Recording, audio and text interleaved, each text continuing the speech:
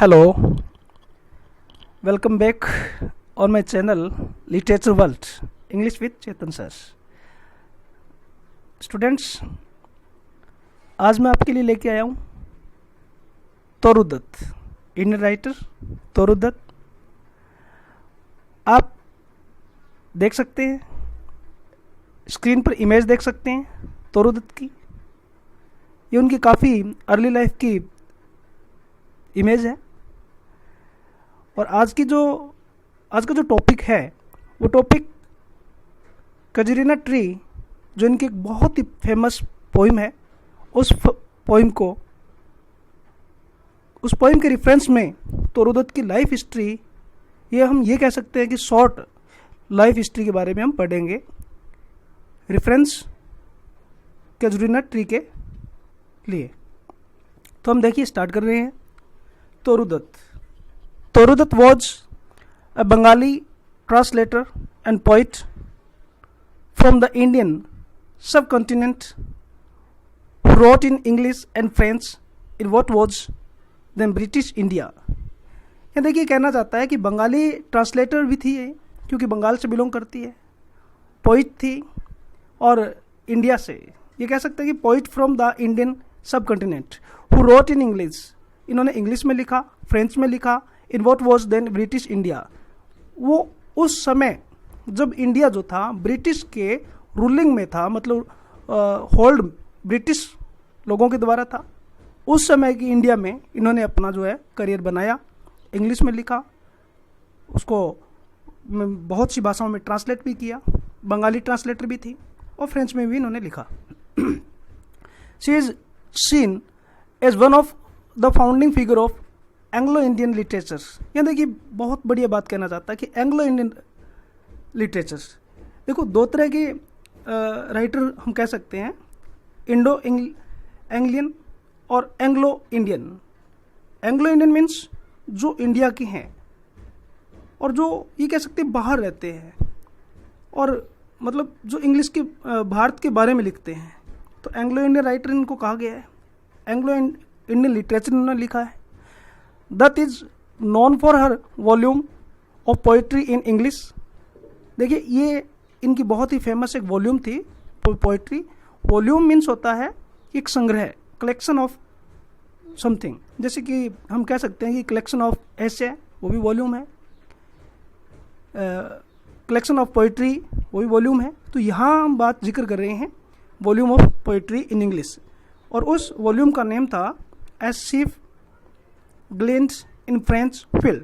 1876 में इन्होंने ही लिखा। एंड एशियंट बैलेट्स दूसरा भी है, देखेंगे, क्योंकि हम कई इनके जो वॉल्यूम्स हैं वो जो फेमस हैं वर्ल्ड लेवल पर, उनका हम जिक्र कर रहे हैं। Ancient ballads and legend of Hindustan 1882, and ओ for her novel in French Le Journal de Mademoiselle de Arvers 1879।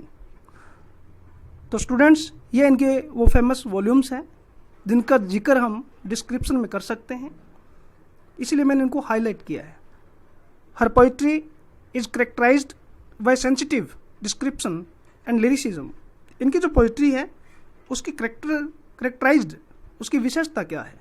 उसकी विशेषता काफ़ी सेंसिटिव है, और अपनी पोएम में इन्होंने एक बहुत ही बढ़िया चीज़ डाली है, वो है डिस्क्रिप्शन।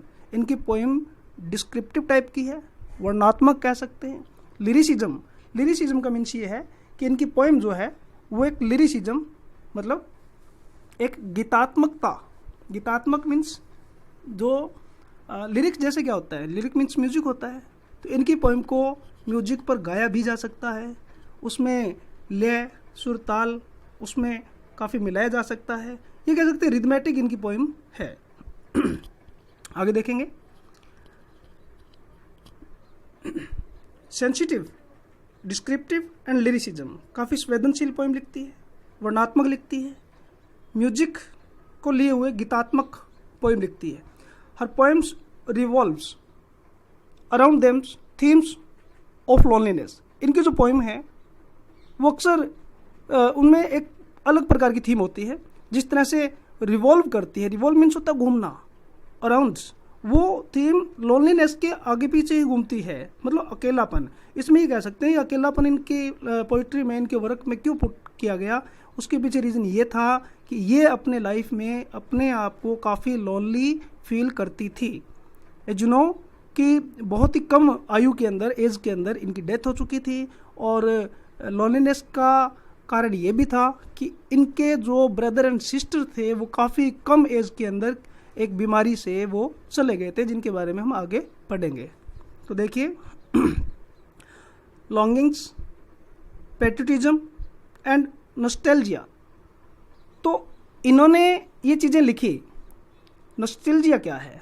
नॉस्टैल्जिया मीन्स विषाद, उदासी, या ये कह सकते हैं इंग्लिश में कई बार नॉस्टैल्जिया को घर की याद के लिए भी इस्तेमाल किया जा सकता है। जैसे कि हम जानते हैं कि ये इंडिया छोड़ करके ब्रिटिश मतलब बाहर चली गई थी, फॉरेन में चली गई थी, और वहाँ इन्होंने जब काफ़ी लाइफ स्पेंड की, और आगे देखेंगे हम कि इन्होंने क्रिश्चियन रिलीजियस भी अडॉप्ट कर लिया था, तो वहाँ इनको अपने कोलकाता की घर की बड़ी याद आती थी। और जो घर की याद आने पर बंदा उदास हो जाता है, बीमार सा महसूस करता है, फीलिंग अजीब सी आती है, सैड हो जाता है, वो एक बीमारी है जिसको हम कह सकते हैं घर की याद आने की बीमारी, नॉस्टैल्जिया, विषाद हो जाना, उदासी में हो जाना। तो आप ये नॉस्टैल्जिया को इस तरह से ले सकते हैं।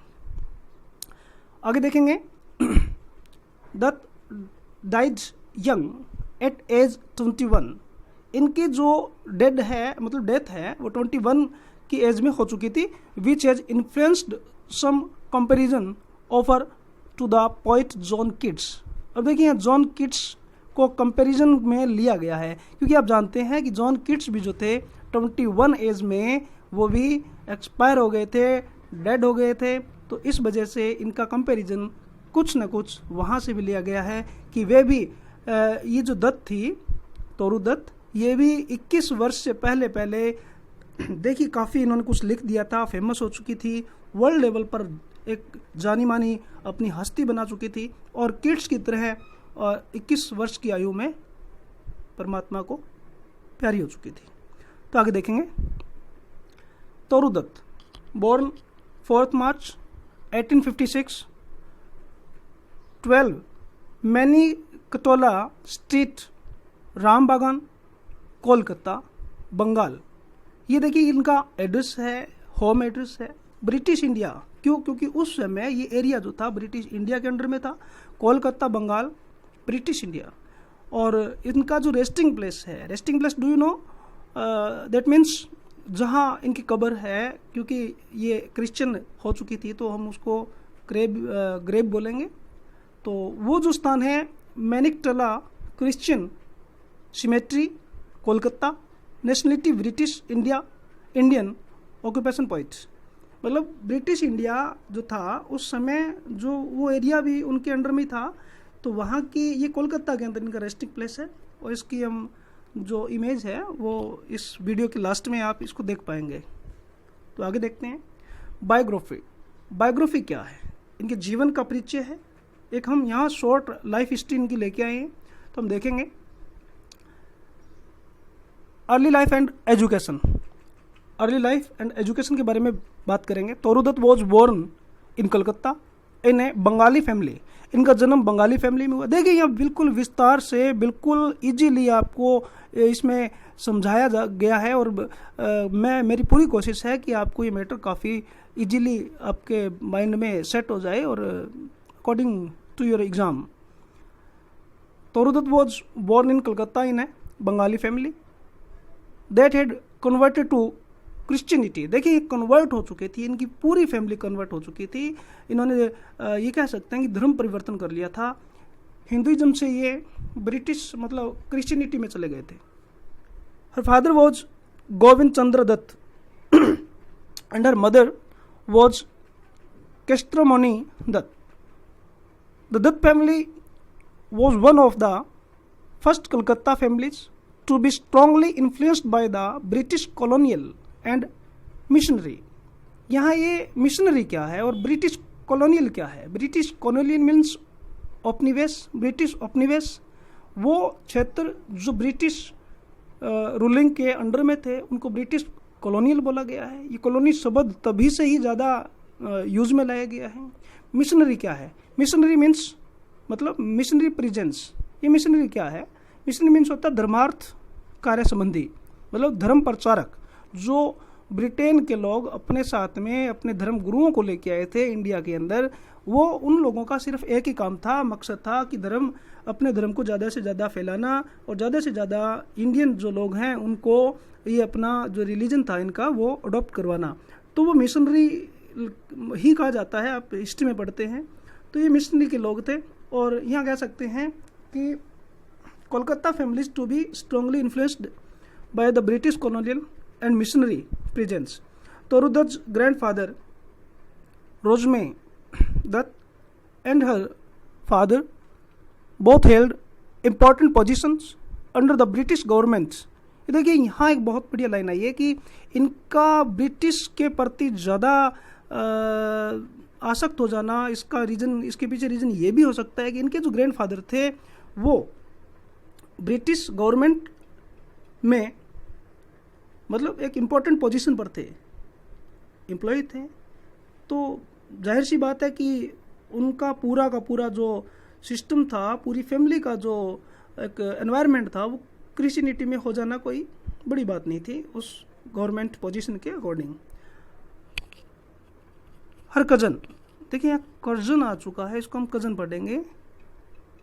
Ramesh Chandra Dutt was also writer and Indian civil servant.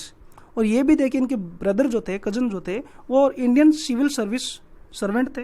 ये इंडियन सिविल सर्वेंट वही है जिन्हें हम IAS लेवल की जो पोस्टिंग कहते हैं। ये पहले आपने हिस्ट्री में पढ़ा ही है कि इंडियन सिविल के नाम से जाने जाते थे। तो वो भी एक इस ऐसे ओहदे पर थे, ब्रिटिश का ही के ही अंडर के अंदर ये पोजीशन थी। जज Dutt father converted to Christianity in 1862। अब देखिए ये कह रहा है कि इनका फैमिली का इस रिलीजन में चले जाना, ये टाइमिंग जो पीरियड बताया गया 1862 1862 बताया गया। When Dutt was 6 years old her mother initially resisted. Initially क्या है? इनिशियली मीन्स शुरुआत में। रेसिस्ट क्या होता है? विरोध करना। इनकी माता ने शुरुआत में तो विरोध किया कि नहीं भाई, हम इस अदर जो रिलीजियस है या रिलीजन है उसको अडॉप्ट नहीं करेंगे। लेकिन फैमिली में उस समय की बात है कि फैमिली में ये मैन डोमिनेटेड फैमिली थी इंडिया के अंदर, तो उनको भी बेचारी को अपने हथियार डालने पड़े होंगे। Writing her father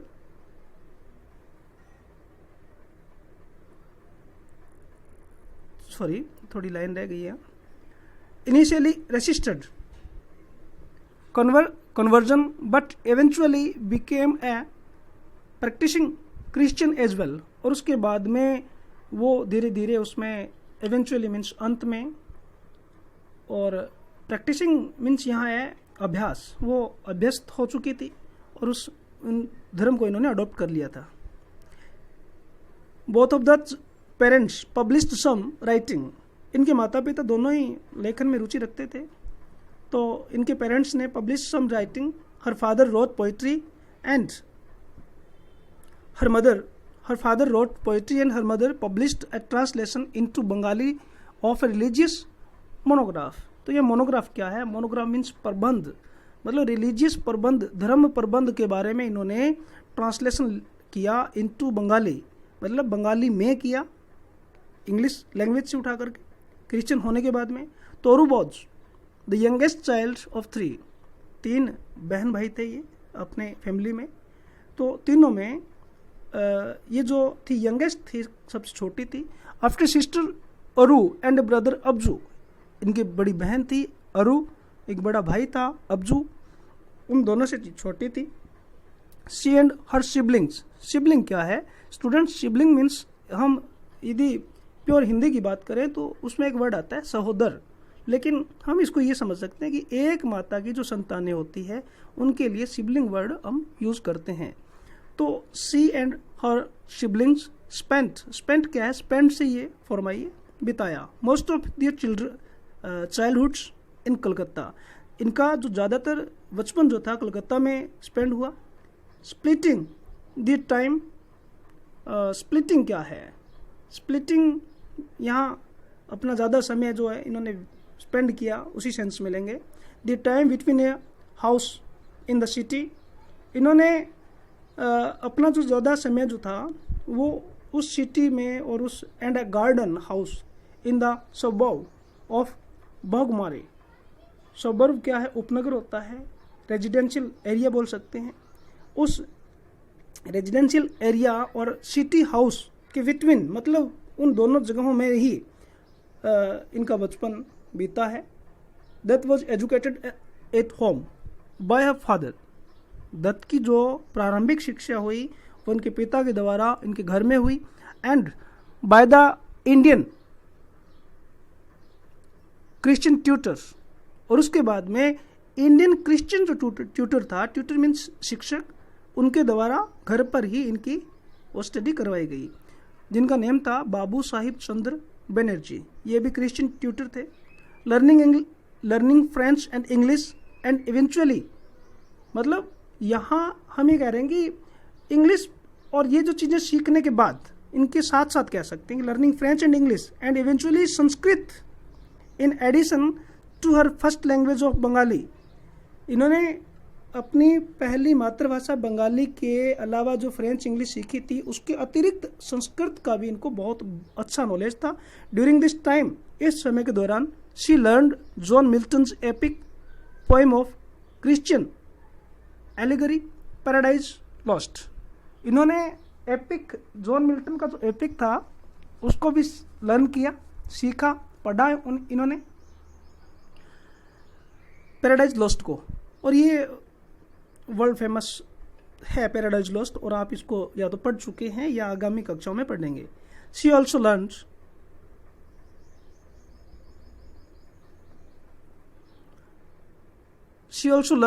stories of ancient India from her mother. और अपनी माता से इन्होंने एंशिएंट इंडिया के बारे में काफ़ी स्टोरीज सुनी और पढ़ी और समझी। दज brother अब्जू died of consumption.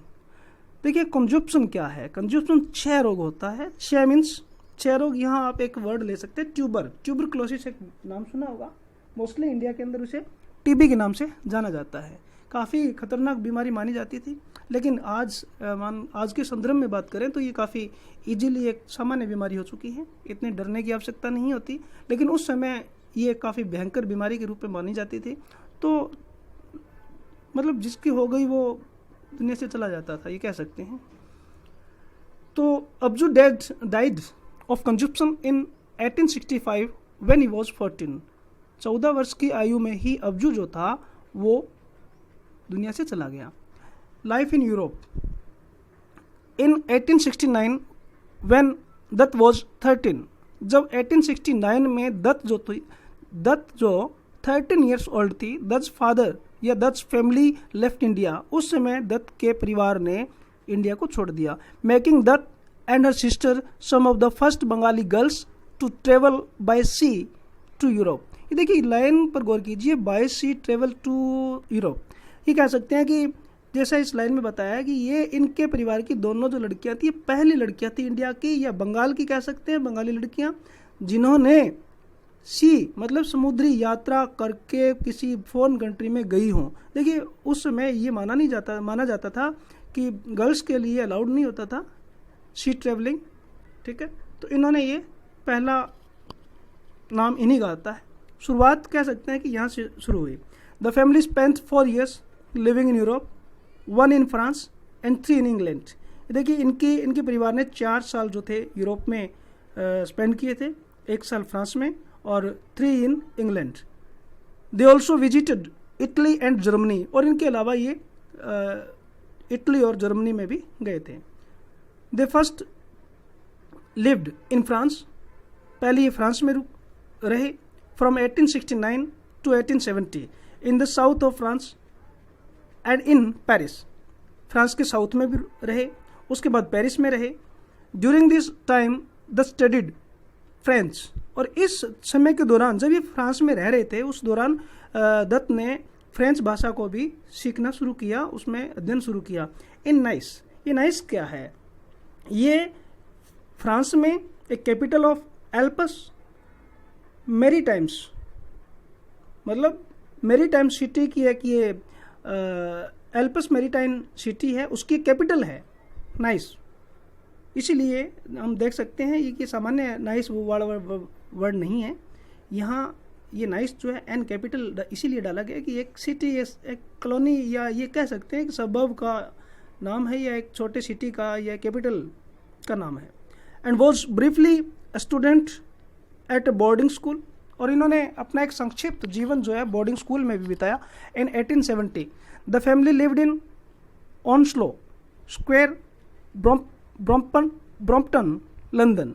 Brompton London में एक ऑनस्लो स्क्वायर नामक जगह पर भी इन्होंने मतलब उस जगह पर इनकी फैमिली रहती थी लंदन में। वेयर द स्टडीड म्यूजिक, वहाँ ब्रॉम्पटन लंदन में इन्होंने दत्त ने म्यूजिक का अध्ययन किया। इन 1871 दे मूव टू कैम्ब्रिज, उसके बाद ये कैम्ब्रिज चले गए। वेयर दे रिमेन्ड अंटिल 1873, और अंटिल मतलब तक, तब तक 1873 तक ये 71 से 73 तक ये कैम्ब्रिज में रहे। इन 1872 the university of Cambridge offered a lecture series, higher lecture for women, which तोरुदत्त attend with her sister अरु। यह एक मतलब लेक्चर चल रहा था, तो उसको इन्होंने अपनी बहन के साथ में अटेंड किया। At the time women were not entitled, और उस समय जो औरतें थी, या कह सकते हैं कि औरतों को अलाउड नहीं था, ये चीज़ें भी हम अभी पढ़ेंगे आगे, to become members of the university. उनको ये अलाउड नहीं था कि वो किसी यूनिवर्सिटी के मेंबर या सदस्य के रूप में एडमिशन ले या सदस्य बने, अलाउड नहीं था। फिर भी ये इन्होंने उस परंपरा को तोड़ा। Members of the university of Cambridge and opportunities for higher education were limited. और देखिए अपॉर्चुनिटीज ऑफ हायर एजुकेशन की जो चीज़ें थी वो भी लिमिटेड थी वीमेंस के लिए, लेकिन इन्होंने उस चीज़ को भी क्रॉस किया। This was an opportunity for women.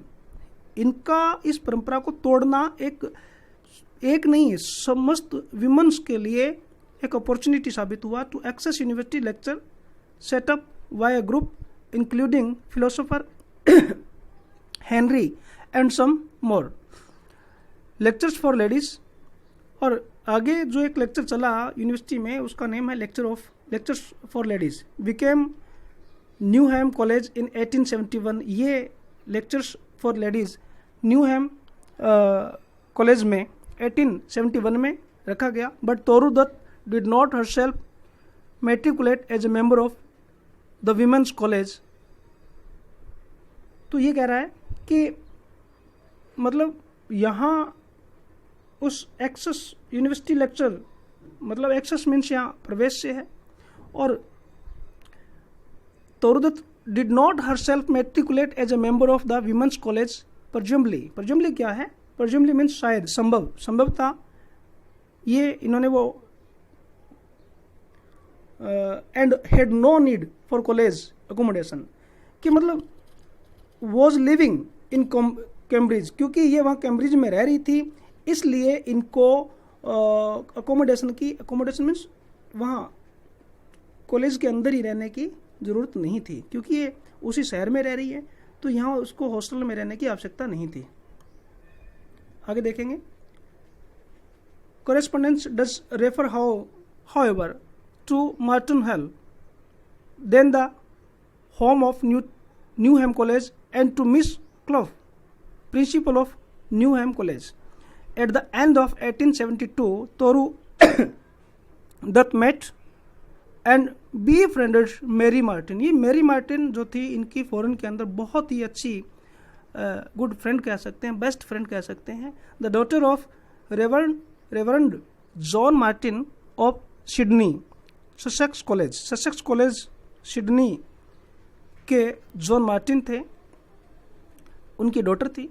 The friendship that developed between the two girls at this time continued in their correspondence after Toru's return to India. देखिए इनकी फ्रेंडशिप जो थी इंडिया लौटने के बाद भी कोरेस्पोंडेंस पत्राचार से भी जारी रही। द फैमिली लेफ्ट कैम्ब्रिज इन 1873। इनके परिवार ने 1873 के अंदर कैम्ब्रिज को छोड़ दिया। Living in set Leonard Sussex from April to November 1873 and then returning to Calcutta, और उसके बाद ये कलकत्ता आ गए। लेटर लाइफ के बारे में पढ़ेंगे। देखिए यहाँ थोड़ा सा डिस्क्रिप्शन आया है। Grave of Toru Dutt at Maniktala Christian cemetery, यहाँ इनकी कब्र कह सकते हैं।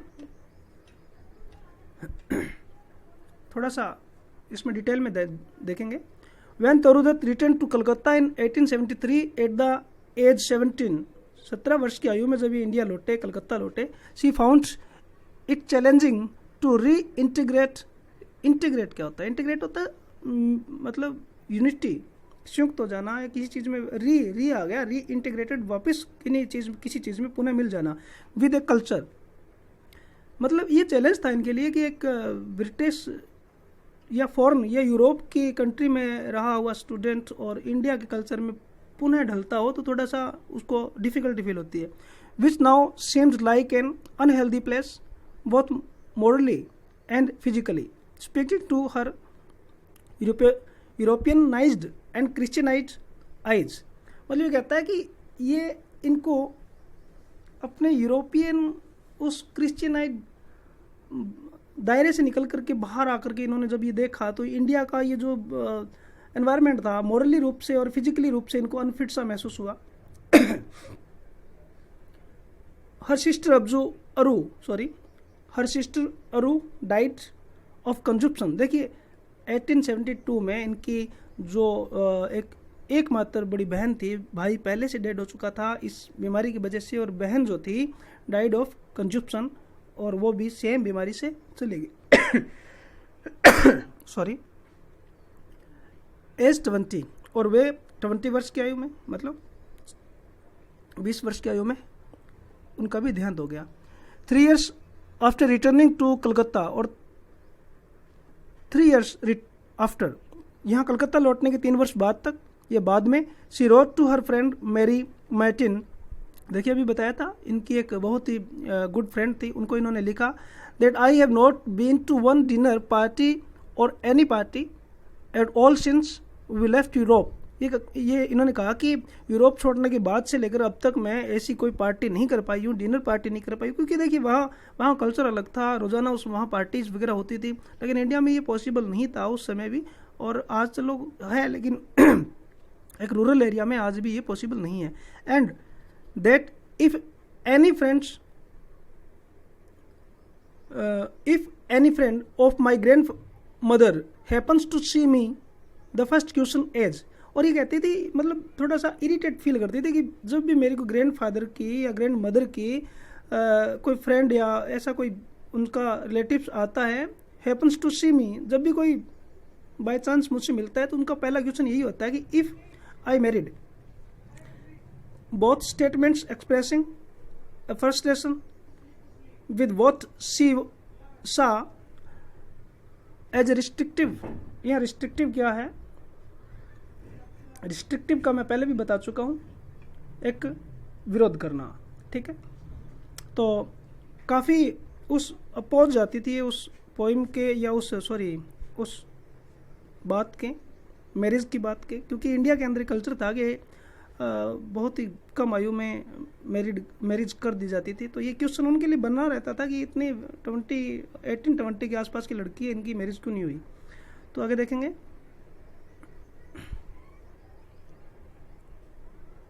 And conservative society, however she also recognise that Europe could not replace India. लेकिन ये इस बात को भली भांति से समझ चुकी थी कि Europe could not replace India as a frustration with what she saw as a restrict, हाँ यहाँ से देखेंगे। Europe could not replace India as a true home. Europe could not replace India, Europe India की जगह नहीं ले सकता है एज ए ट्रू होम, उसके सच्चे घर के रूप में। ये बात इनको पहले भी समझ में थी, लेकिन बाद में भी धीरे धीरे समझ में आ गई कि इंडिया की जगह कोई और कंट्री इनके लिए नहीं ले सकती है। तभी हमने एक ऊपर बात नॉस्टैल्जिया पढ़ा था, याद होगा, घर की याद आना।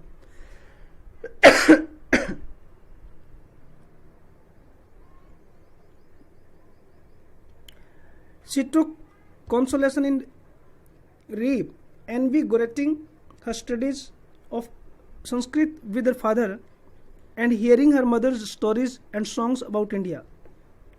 यह कहता है कि यहाँ मतलब इंडिया आने के बाद में ये फादर और मदर से इस तरह की चीज़ें सुना करती थी, स्टोरीज सुना करती थी। Like both of her siblings, Toru Dutt died of consumption at a young age only 21 on 30 August 1877। अपने बहन भाइयों की तरह, सिबलिंग्स की तरह ये भी सेम डिजीज से, कंजप्शन से 21 वर्ष की आयु में 30 अगस्त 1877 1877 को दुनिया से चले गए। तो ये थोड़ा सा मैं इनका एक यहाँ वापस डाला है मैंने, बॉर्न और रेस्टिंग प्लेस का। तो रेस्टिंग प्लेस मैंने आपको पहले भी बताया था कि resting place Maniktala Christian cemetery, Kolkata nationality, British Indian occupation, point. यह देखिए, ये इनकी वो रेस्टिंग प्लेस है, हम देख सकते हैं, बिल्कुल रियल। अब देख सकते हैं इसको, बंगाल में, मैनिकटला में। Thank you. आई होप कि वीडियो आपको इजीली अंडरस्टूड हुआ होगा। तो नेक्स्ट इसी वीडियो के बिल्कुल नेक्स्ट में हम एक वीडियो में डाल रहा हूँ कैजुरिना ट्रीज के बारे में। तो वो पोइम आप अच्छे से सुनना, आपको इजीली समझ में आएगी और बहुत ही बेस्ट तरीके से एग्जाम्पल और डिस्क्राइब उस पोइम को किया गया है। Thank you.